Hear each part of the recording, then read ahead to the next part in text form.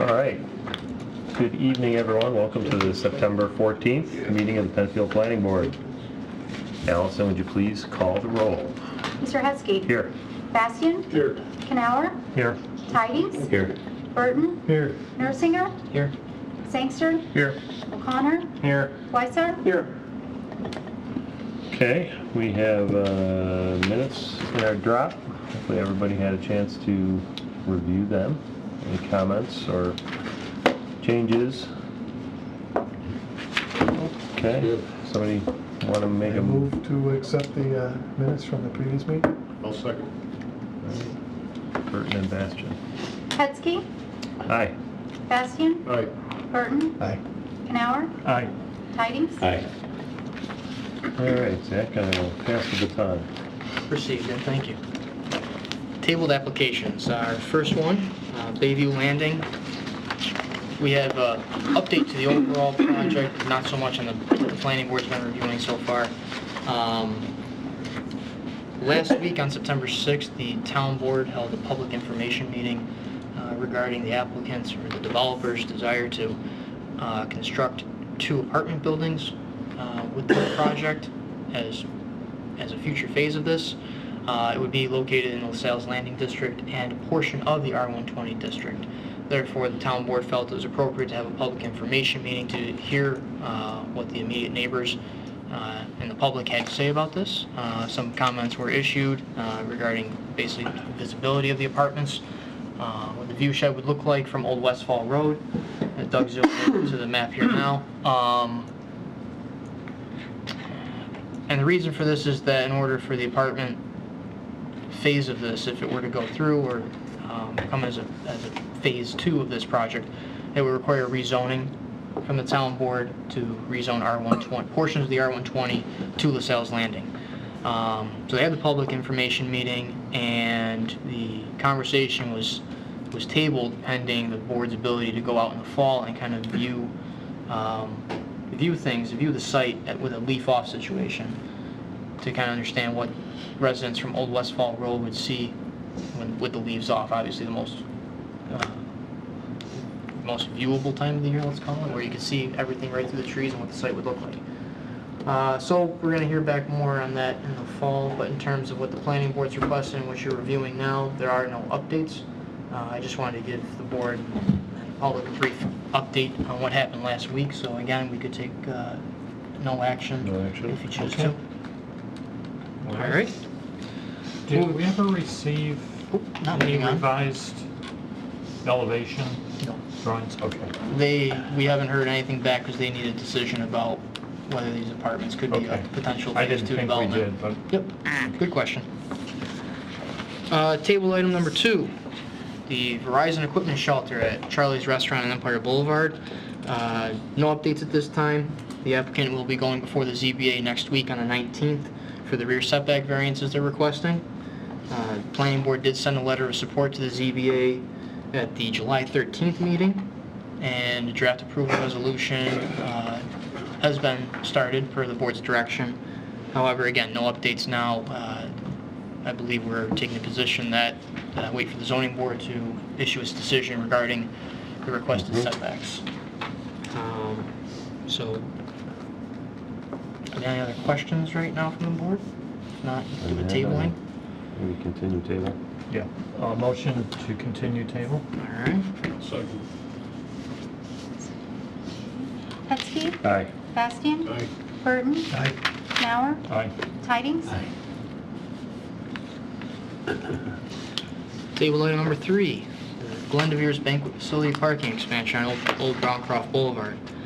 We did receive responses from the applicant on September 8th, their responses to the board's tabling resolution.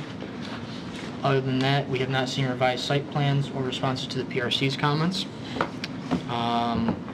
Another update, the applicant did appear before the town board at last night's town board work session to discuss the proposed work within the right-of-way along Old Browncroft Boulevard. There's grading work that they're proposing right now as part of the site plan that needs town board permission. So they went before the board did table the discussion. They would like to see a PRC memo regarding how to remediate the lands once the disturbance is done. They also asked for a cross-section view of the final grade of the hill that's being excavated as it relates to the parking. That's a view that we don't have right now. I think it was a good thing that they asked for it. We have a cross-section of the road right now, of the parking lot, which is typically what we work off of, but due to the extent of the excavation that's being proposed, town board has asked for the additional materials. So we'll wait to see what comes back from the applicant on that. The other portion, staff took a look at Seeger following the public hearing last meeting.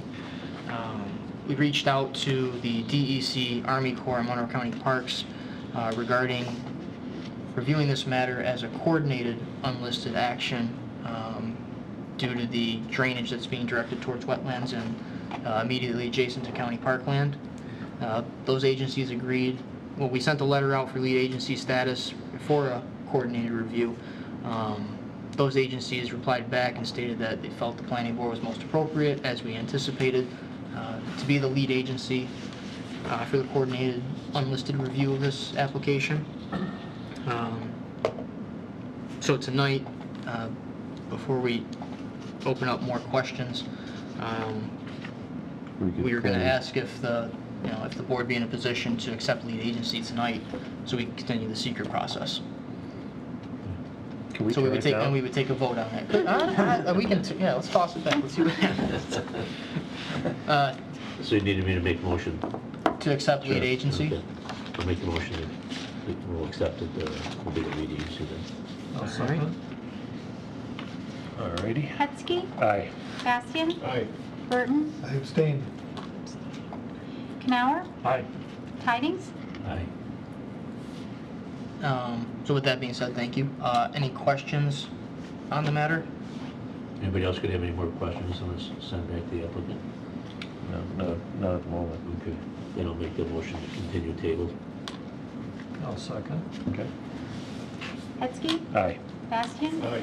Burton, abstain. I abstain. Thank you. Canower, Aye. Tidings. Aye. All right. And just for the record, member Burton has recused himself from this Right, application. sorry. Should have kicked it off with that. My apologies, Jim. It's all right. No worries. Moving on to the fourth table item, 2775 Penfield Road. This is for a single-family home, a half-acre lot in a 2-acre zoning district. We have received today, just today, we have received responses to PRC comments from the applicant. They updated their landscape plan as well. However, we are still awaiting a revised site plan that is stamped by an engineer. Spoke to the applicant today. They are working on that, but they wanted to get us their responses. We're in the process of looking through those as we just got them today, but it's good that we have them in hand now. We did receive correspondence from the state DOT that they did receive a permit for the curb cut on 441, so that's in process with the state right now. We also received a correspondence from the Monroe County Health Department regarding the septic system that's been proposed for this site. They're in the position, and I believe we were in the same situation when this application was heard in 2015. Health Department's in a position to approve this, the designs for this property, pending the conclusion of site plan review from the town.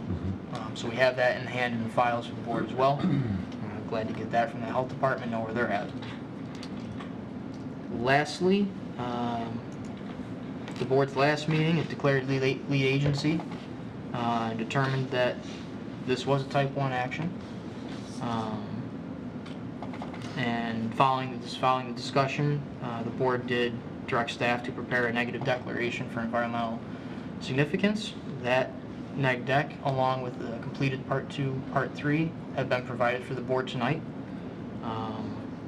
Again, this was a type 1 action due to the location of the site and proximity to a historic property across the road. By the DEC, we find that to be contiguously adjacent to it, so that's why it was a type 1 again. And again, this was determined to have no no environmental impacts to said property. So if the board's in a with that, position for You could vote the, neg deck. for the, well, we would first look at, do the EAF, part 2, part 3 to accept that, and then adopt the negative declaration. So we need 2 votes on that this evening. I move to approve or accept the Part 2, Part 3 EAF. Second. Hetzke, Aye. Bastian, Aye. Burton, Aye. Canower, Aye. Tidings. Aye. And All right, now the negative And I declaration. move to approve the neg deck. declare Second. negative declaration. Hetzke, Aye. Bastian, Aye. Burton, Aye. Canower, Aye. Tidings. Aye. Alright. We will take that negative declaration and issue that to the DEC's Environmental Notice Board, or Bulletin Board, and that should appear in one of their publications in a few weeks. Are there any other questions on this application from the board? Hearing none. Sorry. They are still before the zoning board for the requested setbacks. They'll be heard on the 19th as well as a tabled item at that meeting as well by the zoning board. The zoning board does know that the planning board is supportive of the requested variances, so they could be in a position to make a decision that night as well. So we'll have more updates at our work session later this month. Okay. So All I right. move to continue table. You have a Second. second? Burton? Moved and seconded? Hetzke, Aye. Bastian, Aye.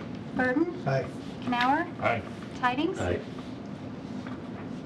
All right, that does it with the tabled items. Got some miscellaneous items? Yep, we have a miscellaneous action item on the agenda. It's for 777 Panorama Trail. Doug, could you pull up the plat map and aerial? Just give a little background. Alright, so we're on Panorama Trail, near the Thermo Fisher site. I mean, it is the Thermo Fisher site, the old Camp Hackamore site, former hotel site that was approved but never constructed, along with residual acreage to the south. The applicant, or the developer owner of these lands now, separate from Thermo Fisher, but the remaining lands, they're looking to do a development here, kind of the mixed-use type genre of a plan where they're doing a mix of commercial and residential. And in order to do that, they have completed, or they went to the zoning board first on behalf of Thermo Fisher to get a lot coverage variance because they're going to they proposed to shift the property lines. We have a plat map that was submitted with that. Shift the property lines, basically making Thermo Fisher's property smaller than it is today, and they would acquire more lands through that process. It's shown here on the map. It kind of outlines basically the building, its parking, its driveways around the building, and so on. And that would be the new property line. This is all in preparation for potential future development.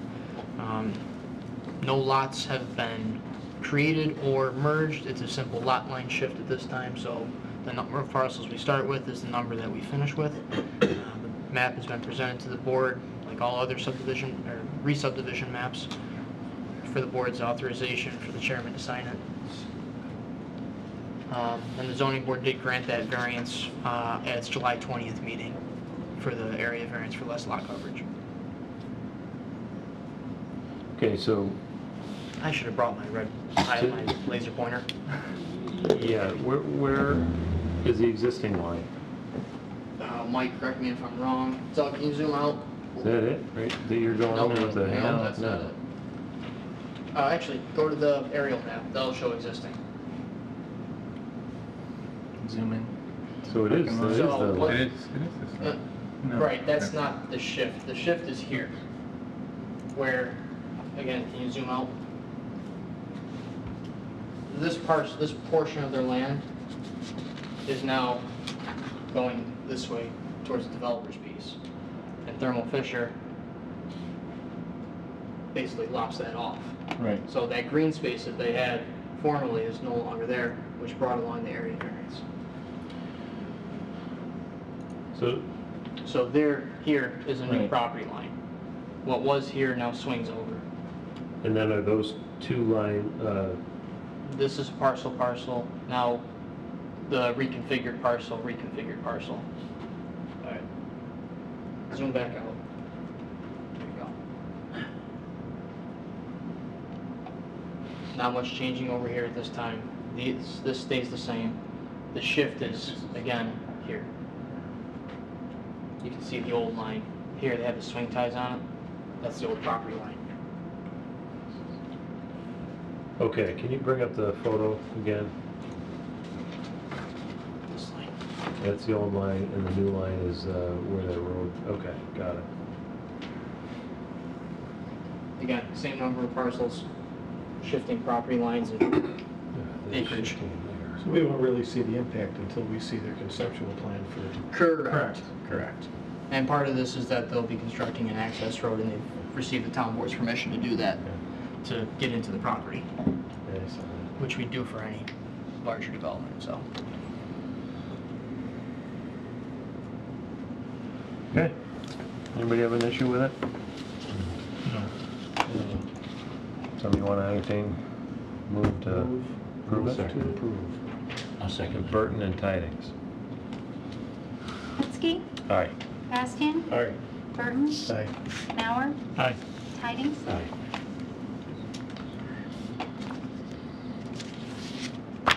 Okay. All right. And Kennedy Road. that is no longer on the agenda. Okay. Item number 2 of the action item was withdrawn. Last one would be the 2018 meeting dates. I believe a couple weeks ago, or at least last week, we sent out the draft meeting schedule. Hope everyone's had a chance to look at it. Follows our normal pattern. Every second and fourth Thursday of the month, with the exception of July, August, November, December. Any conflicts right now that anyone sees on their schedules, and we can make the adjustments now? Obviously, the schedule is typically subject to change pending board's availability, but this is in preparation of getting the town's calendar out in the fall. So they ask for all the meeting dates ahead of time. I don't have any at this point. Yeah. Too far out for me, but right now I don't have any comments. It is earlier than normal, this is true. I have two potentials. One potential and one probable. This is why we ask. February 22nd is a potential issue, and October 25th is a probable issue. Now, would that be for the whole week? On the October one, where is it worth rescheduling? Shifting to the 23rd, I mean? Could be. Is it Could possible? be. I don't know the exact dates of that event. I looked it up, and it's not, Clear yet? well, I couldn't find it online yet, but yeah, I know it's always that last week in October. Okay. So chances are if we shifted it to the 23rd, it would be okay, I think. We can do We that. might have to go deputy chairman on this one. That's fine. I mean, Vice Chair. you want to leave it on the 25th? Vice chair. It's Why don't we up leave it on the Yeah, 25th? leave it. And if we have to change If we have to later, change it, we'll change it then. Okay. Rewind to the February 22nd. If we could shift that to Tuesday, that would be helpful, if nobody minds. We've done it in the It's a past. Work session. I don't care. Works for me. Wherever AJ needs. Thank you for your accommodation. You need more than that. I do. Also, Okay. let us know when he wants to show All up. right, Thank you. sure. With that being said, would the board like to make a motion to adopt the meeting dates as amended? So I move moved. to adopt. We are I'm just gonna get it. Who- That's the Do first Burton. one. Second. Burton Bastion. There you go. I defer. Too late, you already called it. Hetzke, Aye. Bastian, Aye. Burton, Aye. Canower, Aye. Tidings. Aye. All right. anything else before the public hearing? That's all I have. All right, we will recess until 7 o'clock. Reconvene at 7. Okay.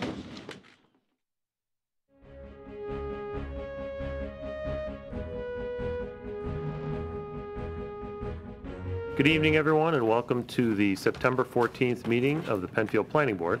I'd like to start the meeting with the Pledge of Allegiance. Pledge allegiance to the flag of the United States of America and to the republic for which it stands, one nation, under God, indivisible, with liberty and justice for all. All right, thank you, everyone, for coming out tonight. And hopefully not our last nice day of the year, but we have 2 items on our agenda tonight. We have a sketch plan and a subdivision plan.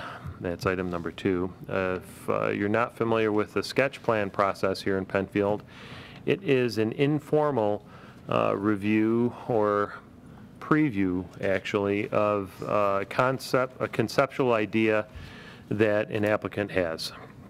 So what the order of business that we follow, the applicant will present their idea.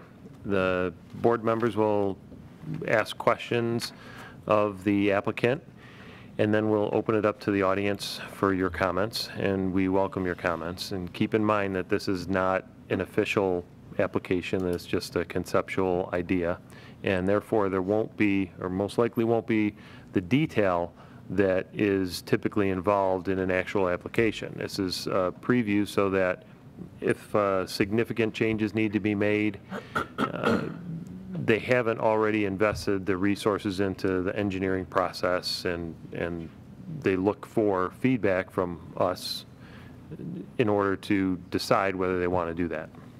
So once we open it up for public comment, please come on up to the podium. I'll call you up, introduce yourself, give us your name and address so that we have it for the record, and then please address your comments to the board, not to the applicant. With that, Zach, please read our first item. Thank you, Mr. Chairman. Application number 1, Daniel Pope Architecture, PLLC, 59 Summit Street, Fairport, New York, 14450, on behalf of Timothy and Kristin Pellittiere, requests an formal discussion before the board with plans to construct a new office building with associated site improvements on a total of 0.75 acres located at 2316 Fairport 9 Mile Point Road. The property is now or formerly owned by 2316 9 Mile Point LLC and is zoned BNR. Application number 17P-0021, SBL number 140.01-2-62. Go ahead, Dan. Planning board members, my name's Daniel Pope, I'm the architect. Representing this project, Timothy Pellittiere is here with me. He's an attorney here in Penfield and Fairport area, and he's gone ahead and purchased this property that we're proposing tonight. I'm sorry? Try to How's talk that? more into Hear the me? We're here to propose a project for a 2-story office building. Dan, possibly pick up the handheld microphone there, if you don't mind. Green light, Checking. a little closer. Hear me now? Can you guys hear? Is the green light on? Yeah. Let's try it again. Try the podium mic. Brian, can you turn that up at all from downstairs? Keep trying. Hello? Yeah, keep doing the check thing like you would at a rock concert. Checking. There you go. I got to really put my mouth right up tight to it. All right. Yep. So this evening, we're here to show people in the public our project and our intentions here to remove a single-family residence in on 440, or I'm sorry, 9 Mile Point Road at 2316 9 Mile Point Road. And our intentions are to build and construct a 2-story office building that would be for an attorney's office. And we've got some site plans here and showing that we'd like to get parking in the rear of the property, and the building footprint is approximately 4,900 square feet. And we've laid this out according to our plans with Ed Summerhays originally, and we've got some topo and general information here. So what we're looking at is trying to construct a building that is in kind with the residential neighborhood and using a gable or hip roof system and trying to keep materials in kind with the area. So we have 32 spaces we're proposing. The zoning law requires us to have 48 according to our net office area. And our setback requirements, we're going to be needing to ask for some variances on that for the front and the side yard, as well as the parking. If there's any questions, we can certainly answer any at this point, I think. Yes, sir. Good evening. So what's the occupant load of the proposed use? The occupant load of the proposed use, I haven't determined that yet. Okay, so this is a business occupancy you're proposing? Yes, it is. Yeah. Okay, so It's a group. it's one for every 100 square feet, right, in a B occupancy? I think it's one for 200, but in any event. Yeah. Okay. So where we are is 32 spaces that you're proposing, 48 required by town code, well over that required by state code. So I'm interested in hearing what the actual occupant load is, plus an understanding of what kind of traffic that the applicant is expecting to receive here from clients, to see whether or not 32 spaces is even close to being adequate for what they're proposing to do. Okay. And Tim can help you with that because he's in your business. Yeah. Dan's the architect. My name's Tim Pellittiere. I'm actually the owner and planning on using it. So Your address, sir? my address, my current office address is on Pembroke Drive, 441 Pembroke Drive, Thank you. over in the Penn Fair Office Park. And so I'm probably better suited to answer this about usage. We currently have 9 employees, 9 people in our office.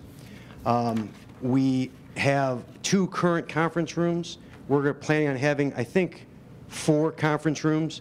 We wouldn't anticipate having more than 2 or 3 meetings at a time. So what we've anticipated in talking about parking spaces is the 8 or 9 employees we have, 9 spaces, plus if we have 3 clients that happen to be in the office at the same time, which is a pretty rare occurrence, talking about maybe 12 or 13 cars. And so if we're at 32 spaces, we would expect that our usage of half of the building is not even going to use half of the proposed spaces. Because as you talk about, and I'm not familiar with the occupancy numbers that you gave, but a good portion of this office space is going to be vacant space for a good part of the time, a break room and some conference rooms until it's sporadically used. But for a majority of the day, you're going to have people coming in at the beginning of the day, employees to start their day. You're going to have employees at the end of the day to leave, and you're going to have some clients come and go during the day. But the traffic should be relatively minimal, and we shouldn't vary too much from the 9 employees, give or take 3, 4, 5 clients throughout the day. And what kind of law do you practice, your firm? We only do wills, estates, elder law practice. So now that begs the question, if you have 9 employees and a relatively small influx of customers coming in at any given time, why you need close to 10,000 square feet? Well, the upper floor, which we intend to occupy at the beginning, is bigger than what we need. We may grow in the future. I think at some point these properties to the north and south are going to develop, and I understand that there is shared parking usage to the north and south. And so at some point we will probably need more than the 32 spaces. I'm hoping and anticipating that as things develop, we will grow with the neighborhood as it changes. But in the beginning, we're going to use the top floor. It's not going to be completely full, with the expectation that the middle floor, or the ground floor, as it's there's a slope in the back, so you have 2 stories in the front and what effectively looks like 3 stories in the back, so it's a ground floor that's not currently developed or rented, that will be at some point in the future. I don't know what that use is going to be. We may very well expand to have offices on the top floor and have conference rooms in part of the second floor. I don't know. My expectation is that I'm going to build a building, and I don't want to be 10 years in and have to move because it's too small. So I'm trying to figure out the appropriate space for me to use, for me to build, relative to the lot size, relative to my usage, relative to what the town anticipates. And so do you plan on creating a potential leasehold space to help you through the transition from where you are and what you're hoping to grow into? I don't understand the question. You mean, am I planning on renting out part of that space? Yeah, that's the question. Eventually, and I don't know when that would occur, whether it's rental of this second, build out and rental of that second floor immediately, or if it's 2 years out or whatever the case may be. I don't know that. Okay.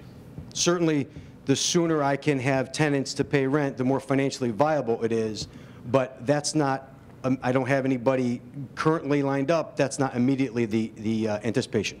Okay, thank you very much. So it's safe to say that you propose to occupy the second floor for your business. The first floor, or the ground floor, or the middle floor, is proposed to be vacant for the time being. Yeah, that's correct. What about the ground floor of the basement?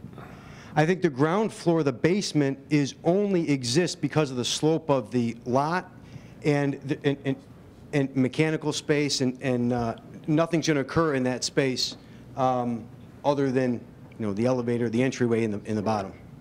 This, and in fact, this, I mean, maybe Dan can speak to this more, but I don't know how much of this is actually going to be basement space and how much is actually foundation. In other words, the first third of the building, just where the slope is, may be quote-unquote basement. The rest of it may not be dug out. I guess I got to defer to Dan, I got to defer to the civil engineer and the builders for that, but we're not anticipating using this as a 3-story structure, other than, as Dan says, perhaps mechanicals or Okay. Okay. Any other questions from the board? What are your proposed hours of operation? We're a typical office, so 8:30 to 5:30. Okay. If this goes forward, what about lighting in the parking lot? Lighting is up for discussion, up for development. I know that one thing we've talked about is making sure that whatever lighting we have here is low, or whatever we can do to mitigate any adverse effects on the cul-de-sac in the back, as well as until these properties to the north and south are developed, they're going to stay residential properties. So whatever we can do to mitigate any adverse effect of lighting, we'll do, but I don't think we have any developed plans at this point. Okay. So in your, I guess your preference with the parking spaces, as you said earlier, you would kind of count on using parking that your neighbors put in for your building? Well, I understand. future? I understand that the town allows and I'm not going to say it right, a 20% shared parking usage in terms of compliance, and maybe somebody can.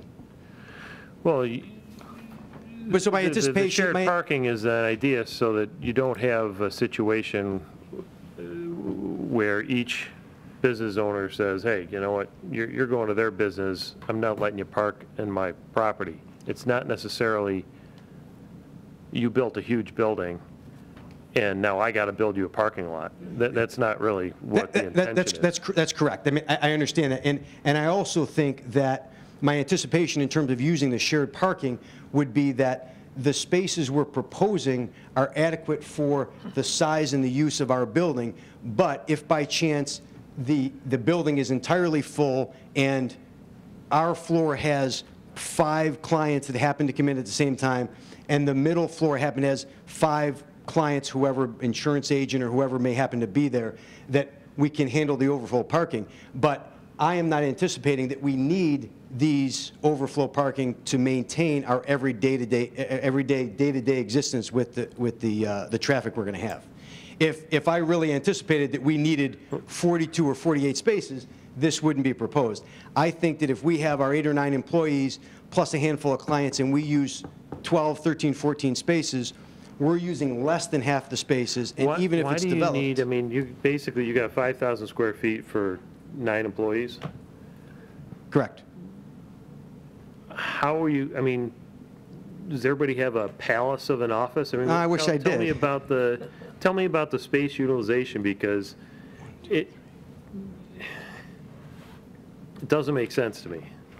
So we have the space for 13 employees. We don't have that now. I don't know if I ever will have 13 employees. I spent 10 years as an attorney at a bigger firm downtown. I started my own practice in 2010. It was just me. I was in that Penn Fair office park. It was just me. I was in 1,200 square feet, and now we're up to me. My wife is now my partner in the office, and we have 6 other women working with us. We've grown, and so we've gone from our 1,200 square feet, which was too big when I started, to now 2,400 square feet, which is not big enough for what we have. And so, to be quite honest, I don't know what I need. I don't want to build too small, and I went through with Dan some significant iterations of this design to make sure I was not going to outgrow it. I do anticipate that this is the right size for me, for where my business is going. It may not be next year, it may be in 5 years, it may be in 10 years, but I'd rather have more space since I'm committing the time, effort, and money to do it, rather than not enough space. Understood. I fully anticipate, and you know, there's some pros and cons to this, but I fully anticipate that I'm going to have 3 or 4 or 5 empty office spaces or paralegal stations, secretary stations, whatever you call them, for the foreseeable future. And that's for intended growth over the next 5, 10 years. Okay. Board members, any other questions at the moment? On the PRC comment regarding the setback, do you have any, I guess, thoughts on that at this point? That was regarding the 25 versus a 40-foot setback and the actual size of the building? Well, what I'd say is, in terms of the setback, is I've understood from informal discussions with the town that the town would like to see these buildings closer to the road rather than farther back.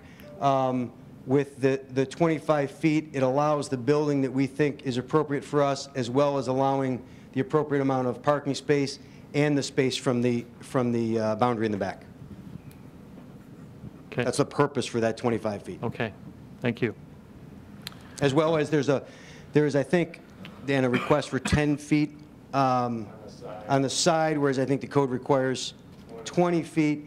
If you see this dotted line here, we're not actually going to the 10 feet. We kind of played with bump outs in the building to make it aesthetically pleasing. We don't have this in this drawing, so we're not actually looking to go out that 10 feet. So we're trying to put the building in the most appropriate place, again, with all these considerations: close enough to the road, far enough away from the back boundary, and those considerations. Great. Okay, thank you. All right, I will open it up to the audience now, and a couple people signed in. Susan Hollis. Come on up.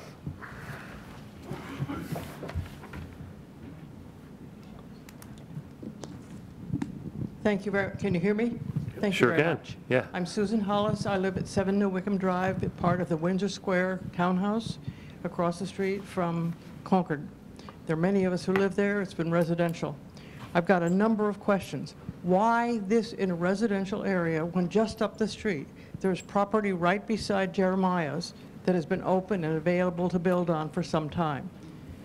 Second of all, there is offices on 441 at 2041, 441 that have been open, built some years ago, that have no occupancy in them at all. Why do we suddenly have something going in the middle of a residential area? What's the environmental impact? What's going to do to that property behind, the part of it behind, and what is the understanding about the property on either side? Some of those properties have been improved recently.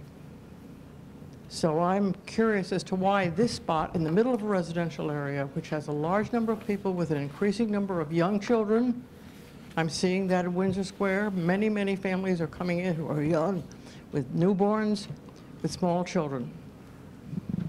Thank you. Thank you. Okay. Next, we have Paul Monachino. And please forgive me if I butcher your name, the pronunciation. More than everybody else does. Is it Monachino or Monachino? Monachino, All right, and so- I'm a junior, and I hope it's okay for me to be speaking. I'm speaking on behalf of my mother, who owns the property to the south. Okay. My dad passed away, otherwise he would be here rolling over in his grave at some of the things I'm seeing. So I do have a couple of questions, since we are the adjacent property, and my mother has no intention of moving out of that house and sharing her parking anytime soon. My number one question has to do, and it was just asked earlier, about the impact of the property behind. Not so much on the property as the creek. There's a creek that flows behind these homes that has been notorious for massive amounts of flooding in the past. And when Cherrymead was developed and some of the other buildings farther up the road, a good deal of effort went into rerouting the creek and a lot of landscaping around that. This is the first time that a parking lot will actually come in play where runoff might be significant.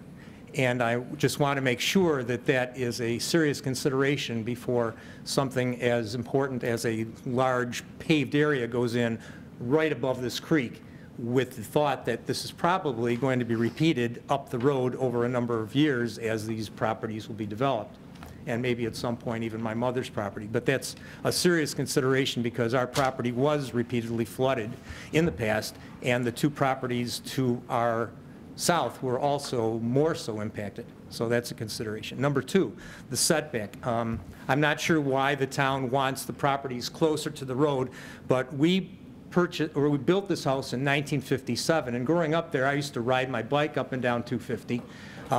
The school bus used to drop us off on the far side of the road, and we'd cross to get home. Now my mother feels like her life is being threatened getting the newspaper. It's a major traffic hazard up and down that road. The road in front of these properties has not changed in the last 50 years. Now granted, there was a lot of development at the top of the hill towards 441. Lanes were added, turning lanes, but down in front of Windsor Square, Concord Square, I don't know what kind of traffic study has been there, but all that you have to do is sit on our front porch and listen to the tires squealing, the people driving over our lawns to get around other traffic, and this driveway is going to be almost directly across, but not quite directly across from that entrance. Now granted, he's saying there's only a handful of people at first, but he's also talking about developing this in the future, needing 30-some, maybe more parking. So the anticipation is traffic in that area will increase with more and more cars making left-hand turns, and it's a nightmare now, and I'm just anticipating unless a third turning lane goes in at some point, it's going to get worse and worse until it becomes deadly. And so my question is, if in the future the state or whoever will be doing this adds a turning lane, somebody's got to give up property. If there's only a 25-foot setback, how does that happen? 25 will shrink down to you'll walk out into the street, which is nonsensical. Also, the 10-foot side, well, that's pretty much encroaching on our property as well. There isn't a lot of space between the houses as it is now, and we're not anticipating knocking down our home anytime soon. This rather large, impressive building is going to be right up against my mother's home. It might be, there may be an effort to make it fit into the area. I'm not quite sure I see anything in our area that looks quite like that, but still, that is quite close to a residential property. Now, maybe in the future, we will turn our property into something more commercial, but for the time being, we are still a residential area, and that is rather unsettling to know that a building is going up that large, that close to our property. There's also a good deal of property behind that goes back up into the creek, so I'm wondering why everything was pushed so far towards the road when there is still more property in the back that would allow more of a setback. And I guess those are my questions. Okay. Thank you. Thank you. Chuck Sparnick. Come on up.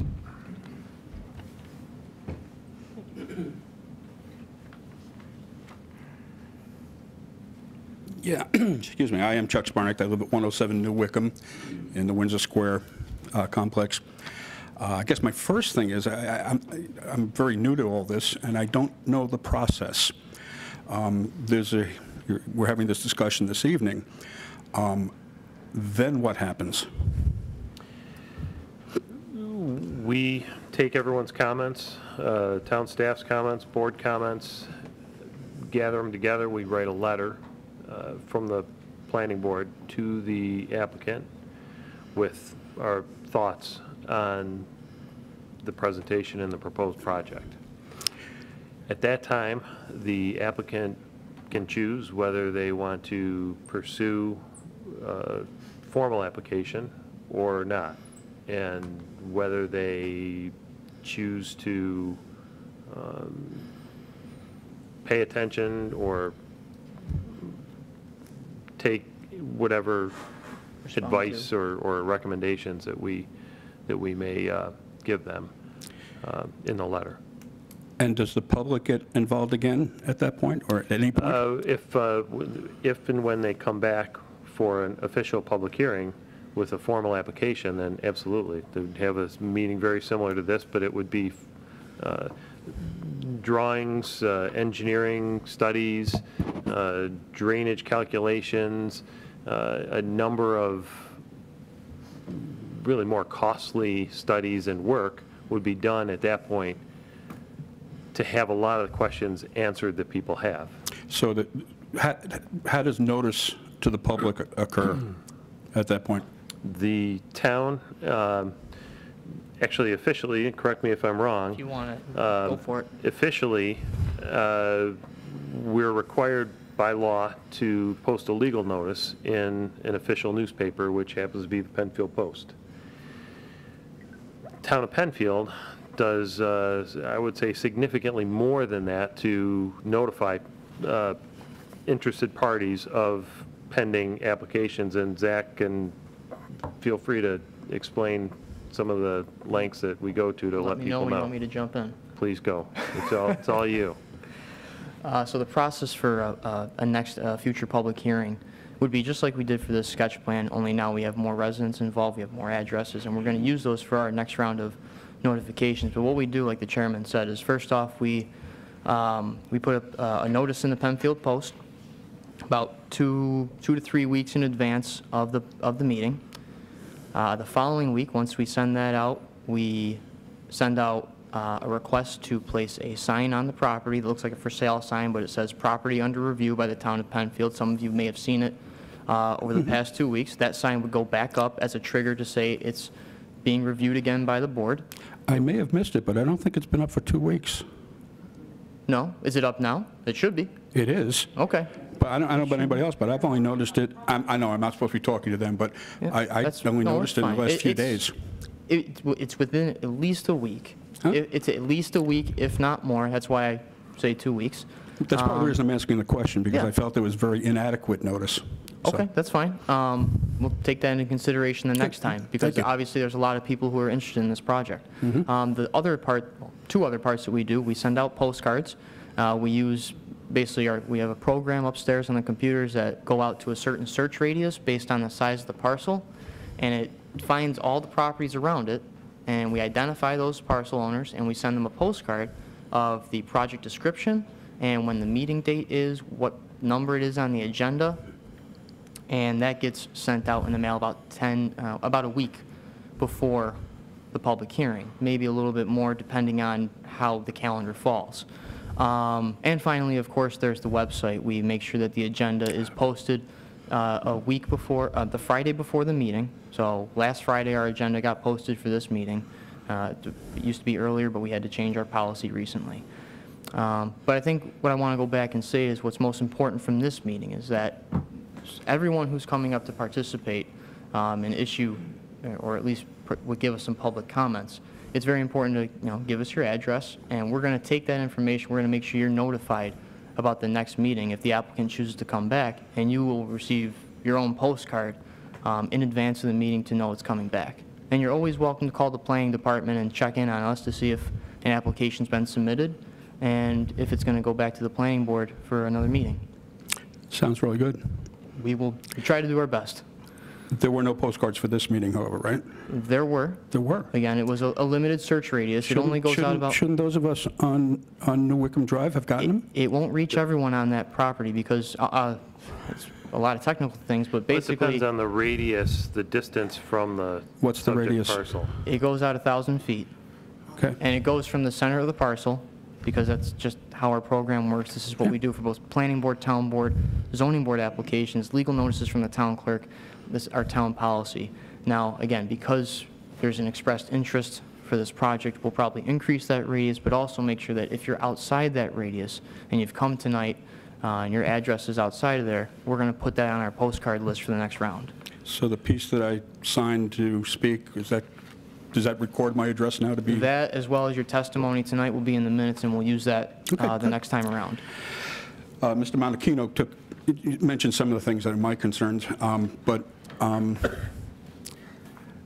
has there been discussion or has there been work on this proposal before? Because that property has already begun an asbestos abatement project, as if the owner is moving forward with the project before this hearing. Has there been something previous? And I noticed that you greeted the owner very cordially when you came in. And I'm not accusing you of anything. That's a fine thing to do. But I'm just wondering, what's been, what, if anything, has happened? If you want, I can answer. I don't want to get off too No, offline for you. this is the first time that we've seen this. To my knowledge, asbestos abatement, or we don't approve or deny asbestos abatement. That's not my question, but it would seem to me if I owned property, I wouldn't invest in an asbestos abatement project unless I thought I was going to go ahead with the proposed project. So I'm trying to get some clarity. Well, I can say for the record that we have not, as a board, discussed this application prior to this evening.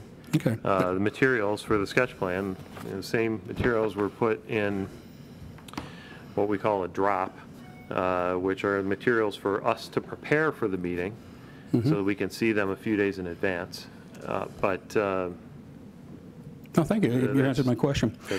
Just to add to that, just so you understand, an asbestos survey, and if necessary, an abatement, is a requirement for a demolition permit. So, if the current owner is seeking to demolish the house anyhow to improve their chances of selling the property or what have you, that would be part of that process, and doesn't necessarily mean that it's tied to the advancement of this application. Yeah, that is a possibility, but I think the stronger possibility is if I felt confident that I was going to go ahead with the project, then I would do that. But that's just me. I'm a little unclear about the parking lot discussion. So I guess I have a question, and the question is, what the gentleman seemed to be indicating, at least to me, was that the time may come where he needs a lot more parking space. But it's being presented, again, in my weak understanding of it, it's being presented that that's just, it's not even going to happen, we don't have to worry about it. So I wonder why you would approve him going ahead with that. Please understand, this is a sketch plan. Yeah, I'm trying to get through. Those are same questions that we have. Okay, and I just pulled a Ted Cruz. I forgot. Oh, not Ted Cruz. the governor of. I just did it twice. You proved to Rick Perry. Rick Perry, thank you. I forgot my other point. Give me just a second. Which department was that? Huh? Yeah, right. This department, that department. I can't remember the third one. It's not coming. Thank you for your time. Okay, thank you.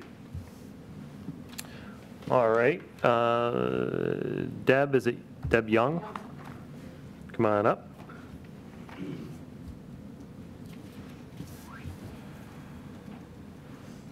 My name is Deborah Young, and I live at 136 Camberley Drive. I have to echo my concern with the fact that we're looking at putting up another building when we've got office buildings all around that area that are sitting totally empty. I'm not sure if environmentally if this is our best choice to use more lands to put up another office building that very well may end up empty like the ones we've got there right now. Plus there's a parcel on 441 as well as one on 250 of land that's there for an office, not an office in the middle of our residential area. So I do echo that also. One of the major concerns I have, I live in the back part, more in the western area of the complex, but trying to get out onto 250 is a challenge. The traffic is immense, and some mornings when I'm trying to get to work, it'll take me 9 minutes to get out of there. Frustrating, but the property isn't even across from us and our entryway. So if they build another house over, that's going to put us this way. I guess the best thing I can do is this way. So they're coming out here, we're coming out there, and it's just going to be more congestion and really bottleneck that area. So I would recommend, and I would appreciate if you'd look at the traffic piece that's there. They talked about being open from 8 to 5, 8:30 to 5:30, something like that. I'm lucky if I'm out of work by 5 o'clock. I'm not sure if that's a realistic time for that building to be closed down. Hey, lawyers, and they always work extra hours and long hours to make everything go. But if they're truly doing wills and that kind of stuff, at the end of the day, they're going to be meeting after hours with clients, because if I'm going to do a will, it's going to be at night because I'm not going to be able to do it during the day. So that would be my recommendations and what I would appreciate if you consider before we approve this. I'd appreciate it. Sure. Thank you. Good points. All right. Would you like to come on back up? Barry just recovered. Sure. For me, it would have been 4 in the morning. I would have, oh, that's what I wanted to say. Well, that happens too, but I didn't want to call you. Thank you. I came here to hear discussion of a 2-story office building, and now I hear discussion of another level with pictures up here that include doors and windows for the lowest level, and then some discussion about, well, maybe under the slope of the land. I just want to be sure that we're really talking about 2 stories, not 3 stories. If it's just for mechanicals, elevator, that kind of thing, that's one thing. But that sketch doesn't look like something that's just for mechanicals. Yeah, well, I would, I think initially tend to agree with you, but then as you were talking, I started looking at the plan, and that's really going to be the main entrance. If you think about how a car would park in the parking lot, conceivably you'd want that to be a nice looking entrance and potentially have a lobby or whatever, and then stairs or an elevator up to the upper floor. So that sounds like more than... It's still early. Yeah, but that sounds like more than just a place for the mechanicals to operate the air conditioning and the elevator and that sort of thing. It's not necessarily rentable space. It's space that would be in a building, Okay. but it's really just, finished space that you pass through. Well, I urge you to pay close attention to that. Absolutely. Thank you. If I think of anything else, I'll give you a call. Thanks. Okay, anybody else like to comment on this? Sir, come on up.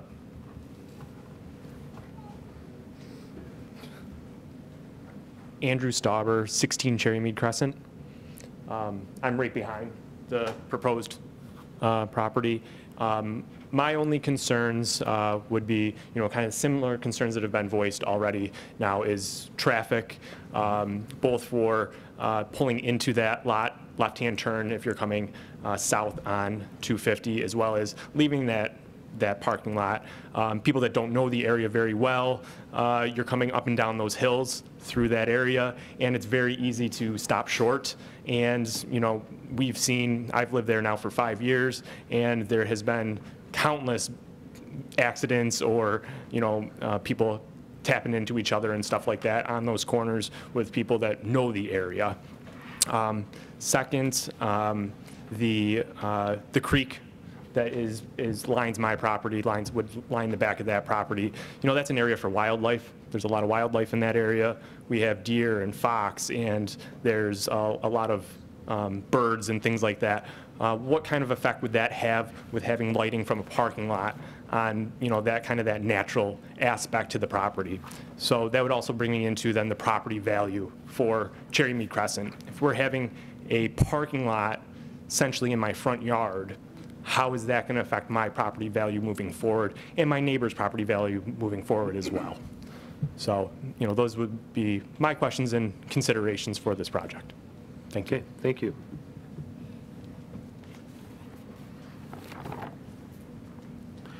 Okay, sir, you want to come up?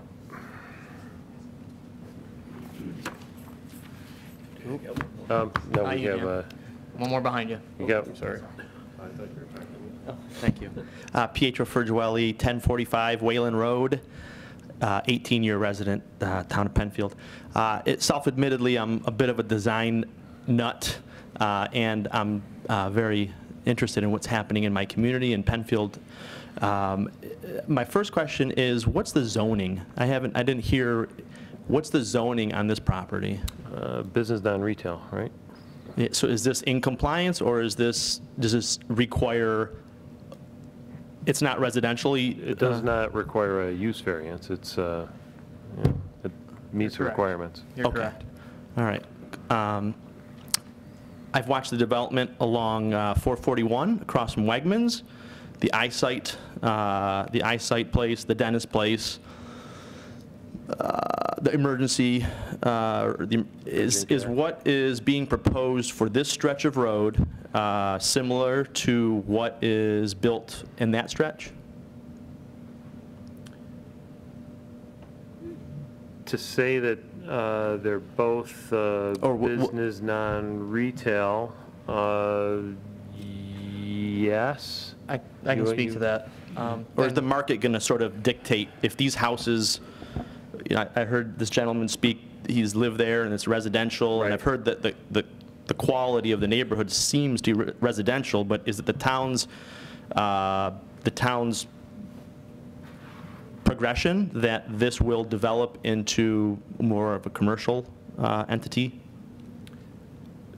More than likely, you know, as you heard him talk about 1958, 57, that your mom bought the property and the changes that have been made. Right. The good news is we have a town that people want to live in. Right. And I personally think it's a nice thing that we have a nice town that people want to live in. I didn't see the building yet. It's a delicate balance between, do you put up gates and shut people out, or does it grow? And inevitably it tends to grow. So I could see that more commercial buildings would end up there over time. Okay. I don't know if that's reality. Would you like me to speak to the rezoning? Sure. Okay. To the zoning question, and a lot of people brought this up earlier, and I'm happy to respond to it. This stretch of 250, beginning at, we know where Jeremiah's is. There's a parcel below to the south of that, and the one that follows just after is the start of the BNR, the Business Non-Retail Zoning District. It's a portion of the BNR district. There are several spots within the town that share the Business Non-Retail Zoning District. This portion extends along all the properties on this side, on the east side of 250, from the parcel I mentioned down to Cherrymead, with the exception of the residential home there. So there's a series of homes that are currently residential, used as residential. They have single-family homes on it. However, they are zoned business non-retail. That was rezoned by the town board a number of years ago, just as Penfield Road was by Harris Wayland Park, where we now see the eyesight business, the U of R urgent care Regen Orthodontics. These sections of the town have been reviewed throughout the town's planning process and history as we go through comprehensive plans. They were identified as areas to be rezoned to commercial uses. Business non-retail is our lowest scale of commercial development. It's intended for professional office spaces, things that are your quote-unquote 9 to 5s, typically low traffic generation, and basically a low intensity use. And this area, as I mentioned, was rezoned by the town board. Part of the rezoning was to, again, actually not again, but for the first time, part of the rezoning, just like on 441, was to encourage shared parking amongst these properties as they develop, and also to bring the buildings closer to the road. I'm not the one to say that 25 is the right number or 40 is the right number. That's up to the zoning board, who will decide that eventually if the applicant decides to resubmit. But again, the vision through those rezoning resolutions was to bring the properties and the development closer to the road, bring parking to the rear, reduce the need for larger parking areas, and share parking amongst developments as it goes on. So that's why the applicant has presented a plan in its concept form as we see tonight. One last question. Regards to the aesthetic of the building, it seems to me that the stretch of buildings on 441, they each have a unique architecture, and I'm wondering if, and I heard again in the meeting tonight, maybe by the architect, about it sort of blending in the vernacular of the neighborhood, and I'm just wondering if, at what time, sort of the discussion of the aesthetic, if this even goes forward, is what those buildings seem unique to me, in which I can appreciate the eyesight building and they stand apart, but it sounds like maybe you want this building to blend in the fabric of the neighborhood more, and I'm just wondering from a design aesthetic if this stretch of road will be different than 441. I don't know if that was your board that helped weigh in on that. We'll take each application as they come in on a case-by-case basis. I can't speak to the rest of the board.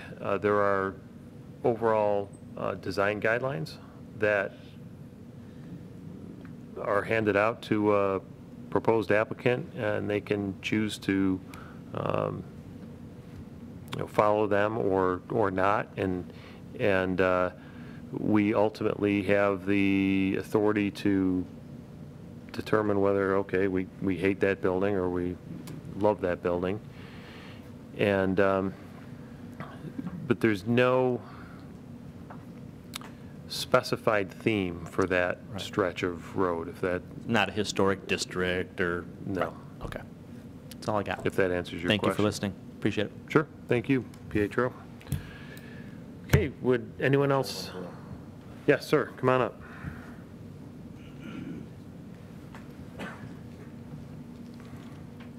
My name is Frederick Young. You heard from my wife earlier.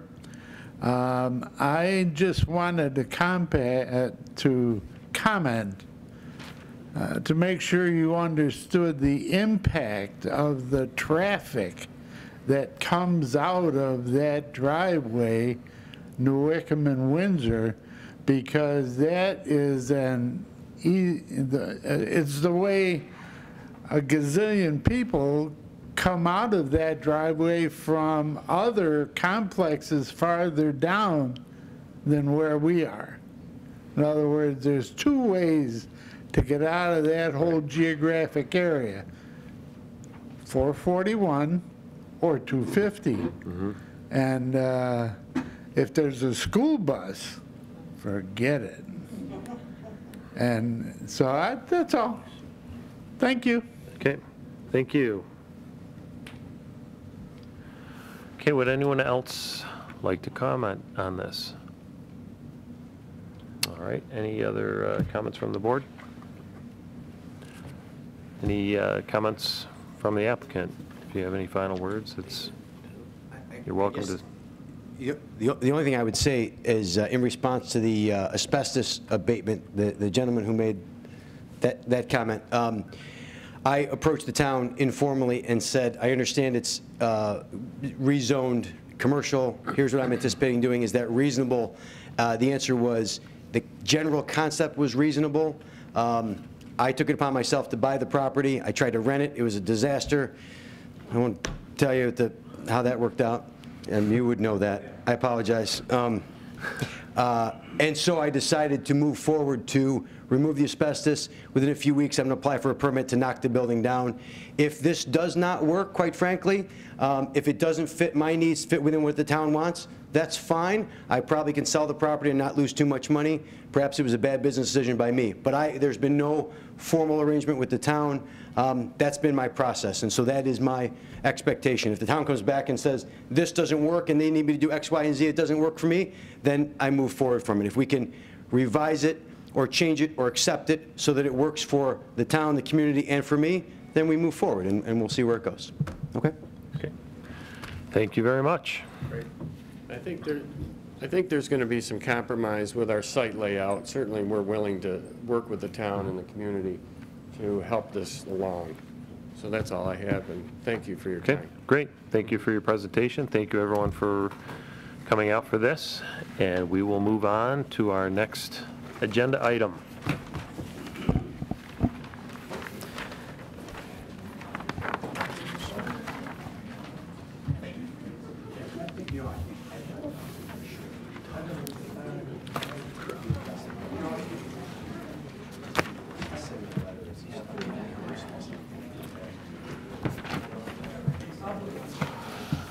Bill, you want to pass these down to Allison, please?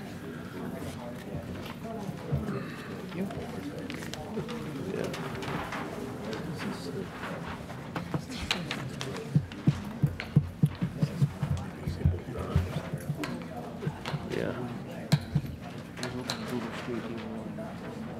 I didn't get a chance to drive by here. It just seems,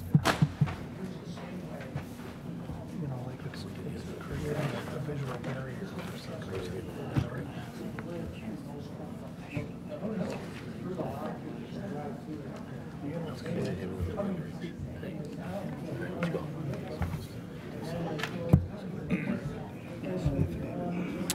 All right.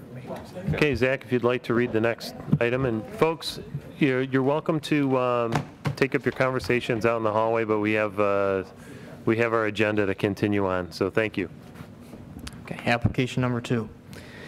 TGL Realty LLC, 231 Shore Drive, Rochester, New York, 14622, request under Chapter 250, Article 11-11.2 of the Code of the Town of Penfield for subdivision approval of a 0.23 acre property located at 2049 5 Mile Line Road. The property is now or formerly owned by TJL Realty LLC and is zoned R115.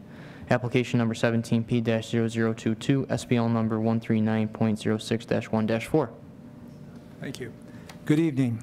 My name is Thomas LaDuca. I represent TJL Realty, and my son, who's president of TJL Realty, is with me. Most of the comments I'll be making, any questions will be referred to me because I've been working on this project, okay? Okay.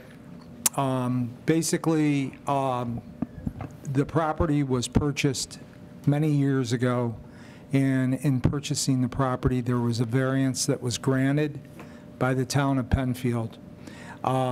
We, at TGL Realty, decided to exercise the variance this past year, and in doing so, we applied for an application. We hired a surveyor. The surveyor did his due diligence in what you see here today, and in doing it, apparently 2 of 3 of the areas were met. The third area was a question of, I guess, a fence between the 2 properties, and it's a very minor thing. And so that's the reason why we had to come to the board, I believe, tonight. Basically, no changes are going to be made in the property, as you see it. We're just subdividing it to allow 2 tax stamps, I guess, and it will allow us to sell one of the properties, which is at 8 Gebhardt, which is up for sale now, pending this application.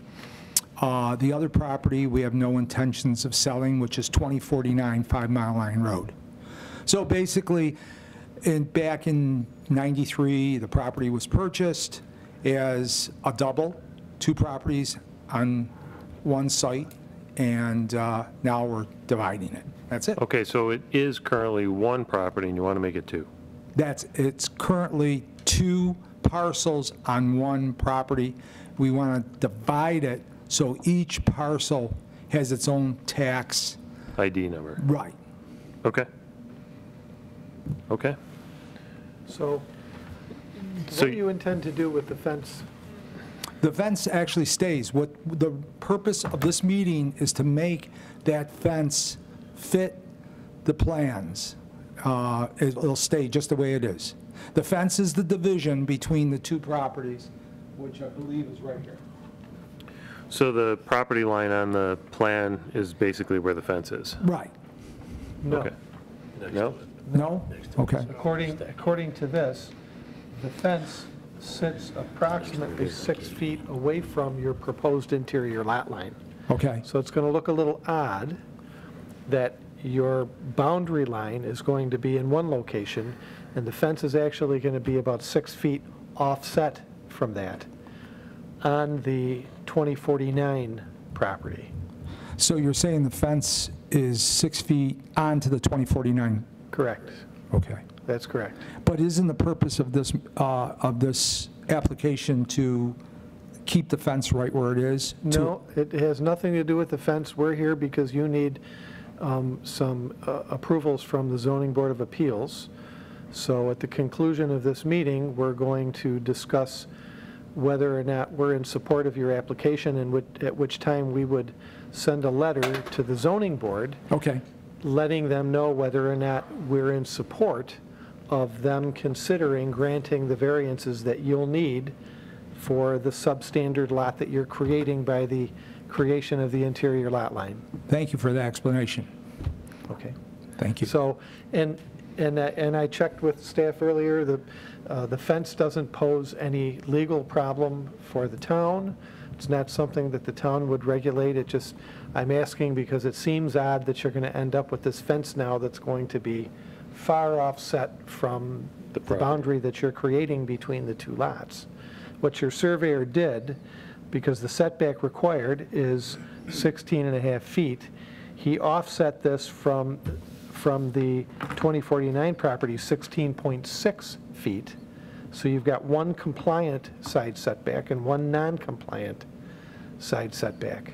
Okay. And the town recognizes that you know, that issue was created many years ago, and that what you're doing is a good improvement for both of these single-family dwellings.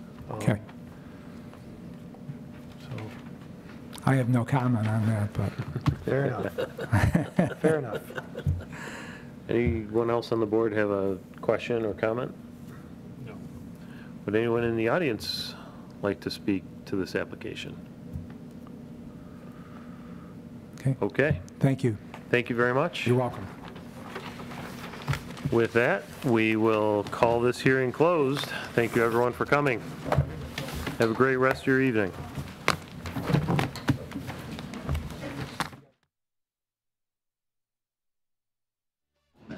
Okay, welcome back. And what do you want to discuss first? You want to discuss sketch plan letter or the subdivision? Take your pick, board. Chairman's choice. Chairman's choice. Let's get the subdivision off the table and get her done. I think staff had this pegged. I think we make a motion to have staff send a letter to the ZBA in support of granting the variances necessary to do this two-lot resub and take a previous problem and make it better? Yes. We have a resolution in the drop prepared. And we have the EAF, so why don't we go through that process? Okay, so... 3 votes then? Yes. Letter of support? So the letter of support, I move that we have staff issue a letter of support. I'll second. Okay, Hetzke. Aye. Bastian. Aye. Burton. Aye. Knauer. Aye. Tidings. Aye. I think the environmental impact is 0. So- I move we approve the EAF. I second. Okay, you guys are going fast. And that's Bastian seconded. Can't keep up. Hetzke. Aye. Bastian. Aye. Burton. Aye. Knauer. Aye. Can't Tidings. say aye any faster. And I move that we advance the approval resolution subject to the variances being granted by the ZBA that are necessary for approval. Very good. I second. Hetzke. Aye. Bastian. Aye. Burton. Aye. Knauer. Aye. Tidings. Aye. She caught up. Good job. All right, well, let's talk about the sketch plan. Doug, let's pull up the plans and Gary got an aerial going, which is great. Yeah, let's go with the latest plan that was just received, the color rendering. So, Kick it one off. thing that Zach shared with me earlier is that during a previous informal discussion with the applicant, they came in with a building that was 8,000 square feet. Then bumped it up to 10? Yeah, I Bumped it can up to speak to 10. that if you'd like. We had a PRC meeting with the applicant, as we typically do with most commercial developments or large residential developments for subdivisions. We always encourage developers and applicants to come meet with the town before really jumping into a project, and they did that. We had a meeting probably a month and a half ago with them, or maybe 2 months ago now. And at the time, they proposed a building that had a 40-foot front setback, and they also had a smaller building than what was represented tonight. They came back with their application when it was submitted with a larger building and a significantly less front setback. Originally it was shown at 15 feet. They revised the plan from town comments and brought it to 25 feet. So we're looking at currently a 25-foot front setback from the right-of-way of Route 250. And again, a larger building. And according to the applicant, the larger building is not only for future growth, but they were trying to space things out, in a comfortable setting for your not just office space, but for closets and storage and so on and so forth. That's the answer that we received from the applicant upon receiving all the site plans we've seen so far. As you said, we're currently looking at a building that's approximately 10,000 square feet on what is 3/4 of an acre for property. 10,000 square feet is just the upper 2 floors? It's the gross floor. It's the gross floor area. That does not include potentially occupied space. And you On saw the how ground large, base level. on what he's calling the ground floor level, that he's saying storage and mechanical, presents a number of problems. So it creates a mixed-use building. If it's storage in that kind of an environment, then typically it would be legal files and... Legal files, it would be paper goods, furnishings, spare furnishings, Right. things of that nature. So that makes it an S1 moderate hazard. So they can't be 10 foot from the property line unless that entire exterior wall is fire rated, including the overhangs and any windows or other openings in that wall. So that presents some real challenges for them. And while we're on that topic, I think they're trying to fit way too much building side to side. Mike pointed out that they need, the town code is 24 feet for a commercial driveway width minimum. So 24 feet would make that driveway awfully close to the width on the north side that they're looking at. This drive lane that they have going back goes back easily 2/3 of the depth of the lot, making it in excess of 150 feet. They'd need a turnaround for fire apparatus that they're not showing here. So there's just, I think they're trying to bite off an awful lot. Not to mention that they definitely need a TIS, and they would definitely need to try to address the stormwater issues in an area of the town that floods just about every year. Yeah, that was... Yeah, it's a nightmare for those people. I was preparing responses as the public testimony came in and what valid concerns from the residents. Those are appropriate. Drainage is something that they're certainly going to have to dive into. They have not done so at this time. And they leave almost no room for recharge here. It's all going to go right into that creek, and that creek turns into a pond. And there's also E-Pod with the stream in the back, so... Well, the zoning on that is an 80-foot? Currently.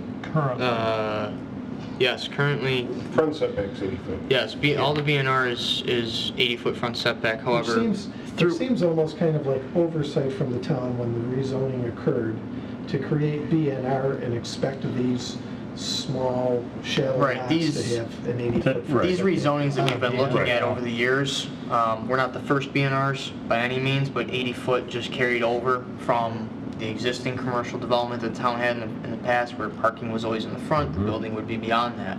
When they looked at these three specific areas, the two on 441 that we reviewed previously and this on 250, there was an emphasis in the resolution to say we as the town board encourage the board having jurisdiction to, the planning board that is, to work with the applicant and developer to try to locate parking in the rear and situate the building closer to the road. Again, is 25 the right number? That's not up to me. Staff does have very legitimate concerns for that, as a gentleman from the public pointed out, if 250 were ever to expand, which... Well, DOT had... Yeah, it's a state road. State highway. State hasn't issued any comments at this time. Between the speed limit and the change in elevation coming up from the south, line of sight distance from a building that pokes out that far, and they add landscaping to that, this just seems like they're trying to put 20 pounds of junk in a 5-pound bag. What's the setbacks along 441 for eyesight, the urgent care? On average, it's 40.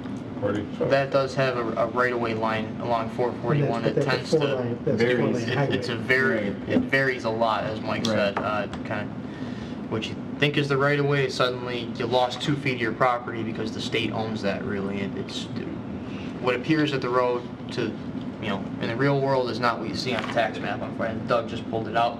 Here is an example of how it jogs along half these properties in the BNR, this portion of the BNR district, where a lot of the frontages are lost.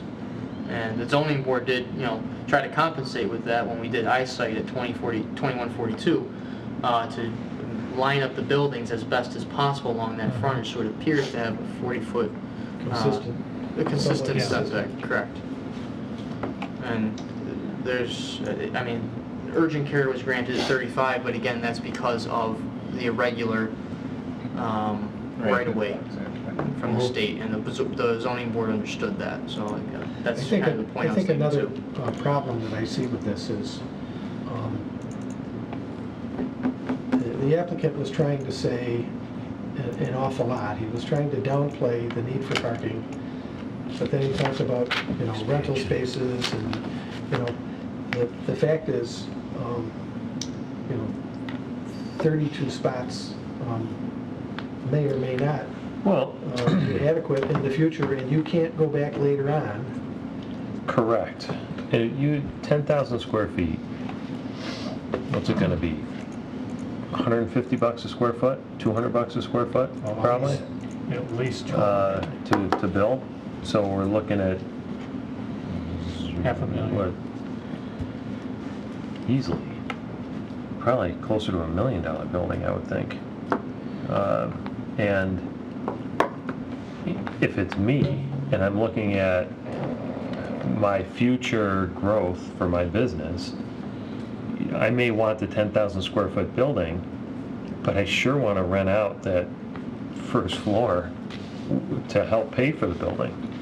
So I personally can see a lot more occupancy than what was being proposed. Yeah. I mean, if it was me, it definitely would be that. I would want to jam it full of as much rent as I could. Absolutely. So the parking is a real, it's a real thing with the size of the building. Well, and the gentleman that talked about the in sheet addition flow to the off other of all of this concerns. impervious surface, that's almost a deal killer here. Yeah. I mean, I don't know how they, Without reducing the size of the building to give yourself more usable space on the property. you know, reducing the footprint of the building. What if they use porous pave or something like that, like a, Yeah, they'd have to do a stormwater plan because. Right. It's probably going to be most likely underground storage. Yeah. This is all going to the back, and if it goes into that tributary, it's exacerbating an already problematic area. Correct.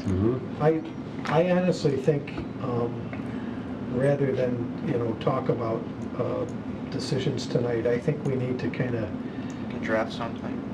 I think we need to gather our thoughts and gather all the comments that we got from the applicant and from people in the community, and when we meet again, have kind of a more focused approach to the kinds of challenges that this product brings and the kinds of revisions to this plan that this board might be willing to accept if it were to go forward. Have they responded to PRC's comments? No, and typically we don't see responses to a PRC memo at this stage of development. It's really a tool for the planning board to use to formulate questions during the public hearing and for the applicant to get an understanding of where staff's coming from. Again, they know it's directed to the board. If a tabling resolution comes out of this, we can encourage the applicant to provide at least written responses to the comments. I'm not sure that that's appropriate yet because I think they need to hear a lot more comments from this board. Yes. Overall, he seems like a good guy. I like the fact that we have basically an entrepreneur who's in Penfield, wants to stay in Penfield. Absolutely.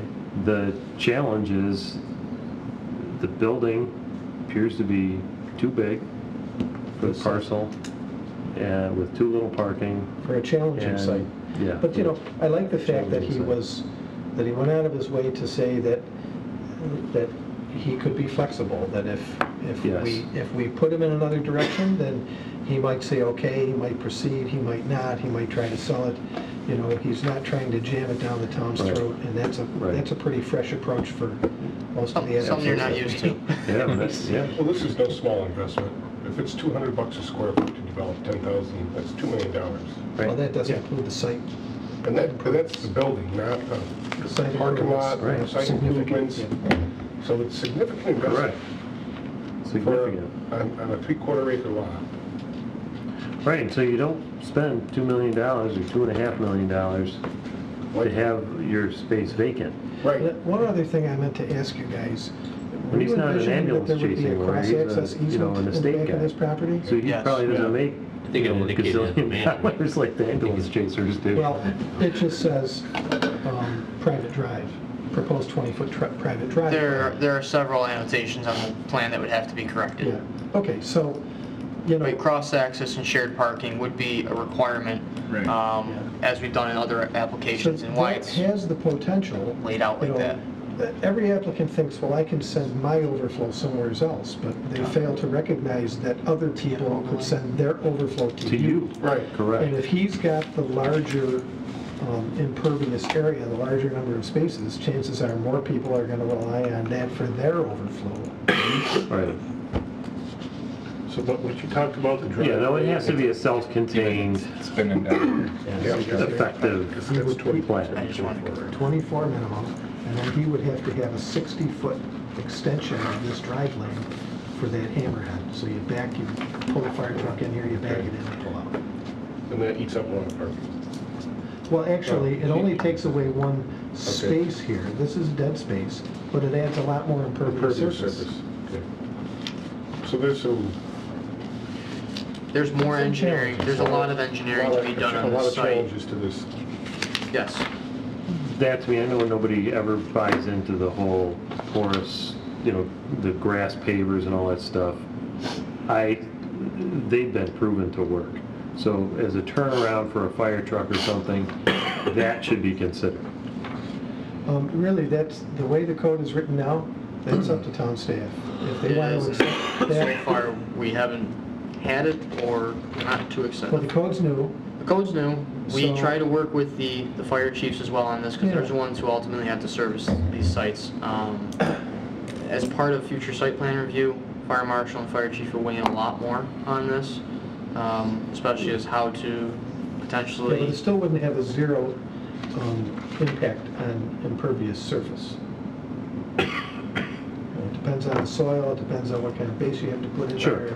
Yeah, there's a lot more work to be done. Chances are, And chances are remember a that fire this slopes company... way down in the back too. Right. We don't see any topo on here, but that slopes way down. I don't want to speak for the fire marshal or the fire chief, but typically they're going to probably, if something were to happen at this site, and you're bringing out your larger trucks, they're probably going to fight it from 250. Correct.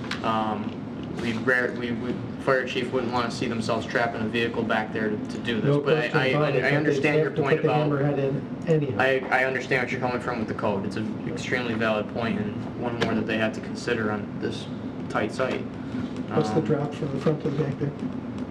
It's at least 70, 60, 58, 56, so probably 24. 24. Give or take. 22, 24. 40 up here. 24. This is 456. It's a unique site. And as Mike said, there is a water body E-pod back there along with a buffer area incorporated with that. It has a 75-foot buffer just from the center line alone, so it's in total 150 feet wide. It's a substantial portion. It's something that the town regulates, I should point out. The engineering staff, we have allowed development in these areas, but we certainly want to try to protect that water course as much as possible throughout development, as well as the neighbors and that drainage in that area. We know it's a sensitive area. I think another thing we need to consider is that with all the things that we're kicking around here that present challenges to this development, this could make the secret approval process a little more robust than he wants to get into for a single building on a small lot. Like I said, they have a lot of engineering work to do as they That's if they want to if they proceed. come back. Yeah. Yep. Right. So I think you have a valid point. If you were to obviously hold off on issuing a sketch letter this evening, staff can gather everything from this meeting and I took a lot of good notes. I'll shoot you my notes to you guys, and if there's something in there that you think you might want to add, and Sure. next we can, when we revisit this, take a look at what the real challenges are and what the likelihood is that we want, in all fairness to the applicant, to encourage them to proceed with an application for preliminary final site plan as currently presented. How does everyone else feel? I should also. That's fine with me.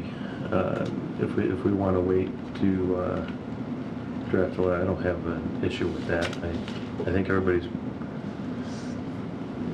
similar feelings in terms of the size and the parking and a lot of the same concerns. I don't know if anybody. Doug, you pulled the rendering too? The color rendering? I don't think anybody has. I think it's Thanks. Strong feelings to the contrary of that. Are there any thoughts initially on the architecture? Obviously, the building is subject to change in terms of size, which could dictate the architecture. But they claim to have tried to shoot for a more residential theme, but with a hip roof. But I mean, okay, so you it's a have the concept roof, rendering. if that's more of a standing seam metal, looks like, which Yeah, I can't It's read that. identified No, as that, it's actually. Yeah, standing seam metal roof. Yeah. It doesn't, I'm not that crazy about that and that. I think if this went any further, we would probably want Chris to take a look at this, but I would agree. I don't find that objectionable at all. I think it's got relatively soft lines, and I agree with that. The roof, I think, would stand out pretty impactfully. Yeah. Maybe they could call Definitely it doesn't little look roof like a guy residential on Empire structure. Boulevard No, and get something that looked like a but shingle roof. our guidelines don't force them to. No, that's No, completely it up, doesn't, that's completely but- up to this board to see Yeah. how this blends with the surrounding area, just like we did on Yeah.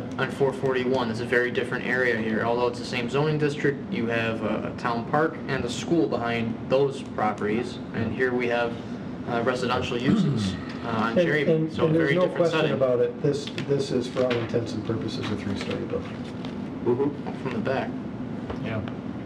so Certainly from the guy who cares the most, the dude on Cherry Mead. who looks at it? Yeah. All valid comments. All right. So, Take a motion to table the matter. So moved. Second. 1-2 punch. And table, pending preparation of a sketch plan letter to be further discussed at the next meeting. Okay, Hetzke, Aye. Bastian, Aye. Burton, Aye. Canower, Aye. Tidings. And before we adjourn, just like to point out that the work session will take place on Tuesday, the 26th at 6:30. We moved it from the Thursday to a Tuesday to better accommodate our schedules. I will be in Rome. Well, thanks for that. Next week? You're going to call in? Yeah. Yeah, we'll call you. Rome, Italy or We'll Rome, New Skype you York? in. Yeah, what time will it be? That's all. Airport speed. We'll communicate that to the applicants so they're aware as well. But just want to let the board and the public know that the next meeting will take place on Tuesday, the 26th. You're not gonna make the reschedule night either? I can't make it. Roll I think Bob can't make the 20th Thursday. All right, we will adjourn. Thanks for coming. I was just wondering.